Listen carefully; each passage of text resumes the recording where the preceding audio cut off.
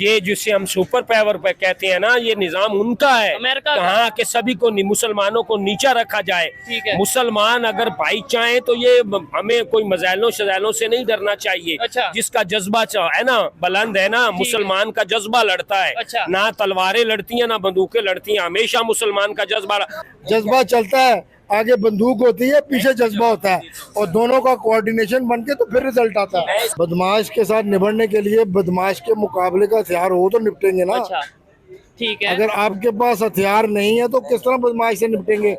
खाली जज्बा तो नहीं चलेगा। ठीक है। जब एटॉमिक पावर सुना था, हम ये सुनते हैं कि जब बना रहे थे, इंडिया ने अपना प्रोग्राम स्टार्ट किया एटॉमिक प्रोग्राम, तो हम यहाँ पे ये कहते थे, हमारे प्राइम मिनिस्टर या हमारी लीडरशिप, के घास खा लेंगे लेकिन इंडिया के साथ हम मुकाबले में अपना एटॉमिक और बनाएंगे।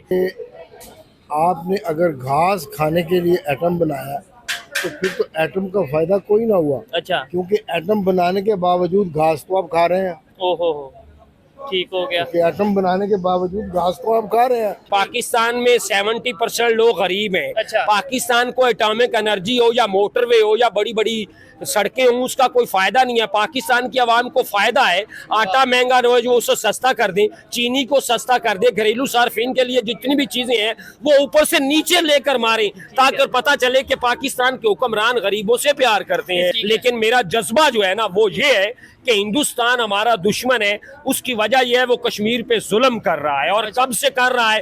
कौन होगा जो कश्मीर को बचाएगा? कौन फौजी अफसर होगा? कौन वजीर आजम होगा जो कश्मीर के लिए लड़ेगा? मुझे दूर दूर तक नजर नहीं आ रहा। लेकिन एक दिन ऐसा आएगा कि कश्मीर के लोग ही कश्मीर को आजाद करवाएंगे।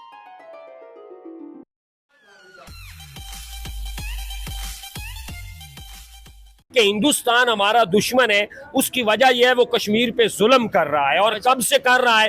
कौन होगा जो कश्मीर को बचाएगा? कौन फौजी अफसर होगा? कौन वजीर आजम होगा जो कश्मीर के लिए लड़ेगा? मुझे दूर दूर तक नजर नहीं आ रहा। लेकिन एक दिन ऐसा आएगा कि कश्मीर के लोग ही कश्मीर को आजाद करवाएंगे। अच्छा, मुझे ये बता दें, सबसे बड़ी अच्छी बात होती है, आप मुझे ये बताएं कि इस्लामिक कंट्रीज हैं टोटल 57, 58, ठीक है, वो उनमें से सिर्फ एक पाकिस्तान है जो एटॉमिक पावर है, लेकिन क्या हम इस्लामिक कंट्रीज के लिए कर सके या क्या वो हमारे लिए कर सके?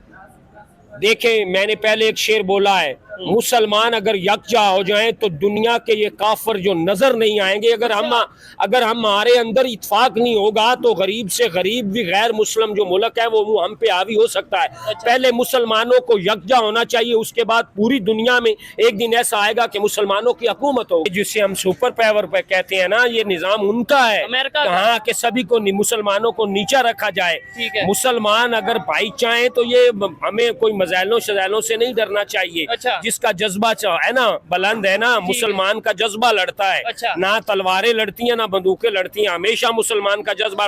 बात सुन ले या सुना ले।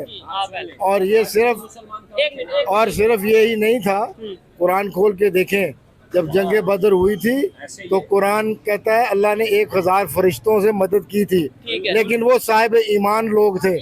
समझ आई ना? समझ आई ना? वो साहिब ईमान लोग थे जिनको अल्लाह ताला ने नुसरत दी थी। मेरे पास जज्बा है, कहाँ नहीं है, बंदे के अल्फाज से और बंदे के एटीट्यूड से उसका जज्बा नजर आता है। अच्छा। अब आप देखें, एक गरीब आदमी क्या कर सकता है? पहले वो अपना चूल्हा जलाए या कि फिर वो किसी के लिए लड़े।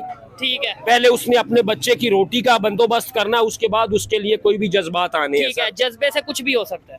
इसमें क्यों नहीं? आपके पास अगर बदमाश के साथ निपटने के लिए बदमाश के मुकाबले का हथियार हो तो निपटेंगे ना। अच्छा, ठीक है। अगर आपके पास हथियार नहीं है तो किस तरह बदमाश से निपटेंगे? खाली जज्बा तो नहीं चलेगा। ठीक है। समझ आई ना? क्या कह रहे हैं, जज्बा नहीं चलेगा। तो ये कहते हैं ना कि जज्बा चलता है, आगे बंदूक होती है, पीछे जज्बा होता है, और दोनों का कोऑर्डिनेशन बनके तो फिर रिजल्ट आता है। इंडिया में भी तो इंडिया की आबादी के हवाले से तो बात करें तो लोग रोजाना लाखों की तादाद में भूखे सोते हैं जितनी उनकी आबादी है। ठीक है, लेकिन एक्सट्रीम लेवल पॉवर्टी उन्होंने खत्म कर दी। ऐसी बात ही है भाई। ऑफ कोर्स मैं आपकी बात से इत्फाक करता हूँ। बात आखिर में ये कहूँगा कि अगर हम टेक्नोलॉजी और जदीद साइंस के ऊपर अपने बच्चों को फोकस करवाएंगे तो आने वाली जो नई जनरेशन है पाकिस्तान की मजबूती में अहम किरदार अदा करेगी। जबरदस्त हो गया। ये बेशुमार कंट्रीज हैं जो मुख्तलिफ अदवार से गुजरी हैं, बशमूल अमेरिका के। ठीक है। वो 300 साल से जमहूरियत के तजर्बात करके स्टेज पे पहुंचे हैं। डेमोक्रेसी। अगर आप अपना कंपैरिजन अमेरिका से या उन यूरोपियन कंट्रीज से करें तो ये आपका कंपैरिजन गलत होगा। नहीं, हम क्योंकि अगर नेबर मेरी कंट्री से बात कर सुन लें। लो ना, जी जी, क्योंकि आपकी जमहूरियत की जो लाइफ है वो बड़ी थोड़ी है, ऐसे ही है। उनकी लाइफ बहुत लंबी है। अब तक गरीबों के लिए पॉलिसी नहीं लाएंगे तो क्या बनेगा? अच्छा, गरीबों के लिए अगर कोई भी पॉलिसी आई है आप मुझे बता दें।